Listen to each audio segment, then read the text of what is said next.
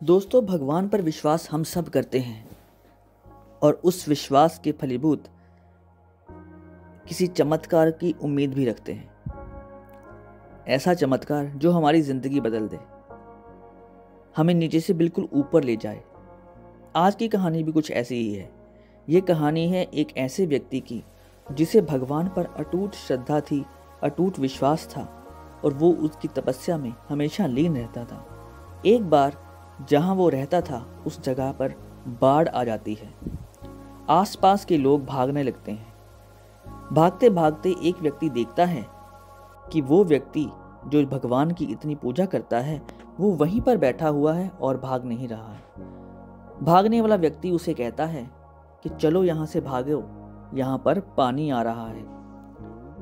लेकिन वो कहता है कि नहीं, मेरे भगवान मुझे बचाने आएंगे, मैं तुम्हारे साथ नहीं जाऊंगा। और वो व्यक्ति वहां से चला जाता है। कुछ देर बाद बाढ़ का पानी बढ़ने लगता है और वो एक ऊंची जगह पर बैठ जाता है। तभी वहां से एक नाव गुजर रही होती है जिसमें व्यक्ति अपने आप को बचाने के लिए जा रहे हैं।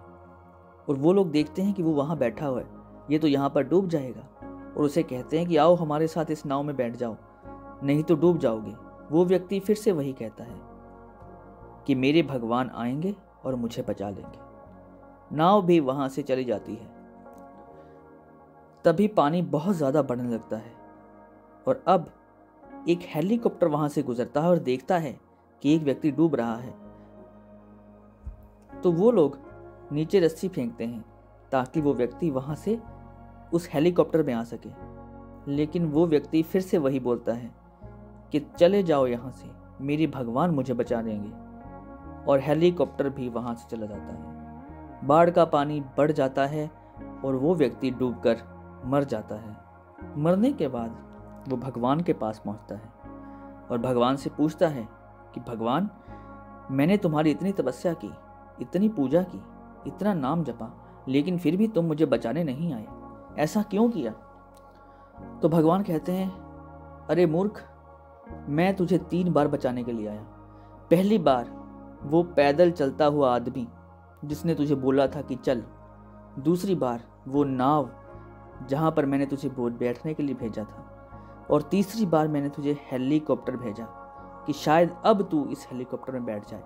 लेकिन तूने तीनों ही बार मेरी सहायता लेने से मना कर दिया, बल्कि मेरे चमत्कार का इंतज़ार करता रहा कि मैं कोई चमत्कार करूँगा और बाढ़ का पानी ख़त्म हो जाएगा और तू बच जाएगा।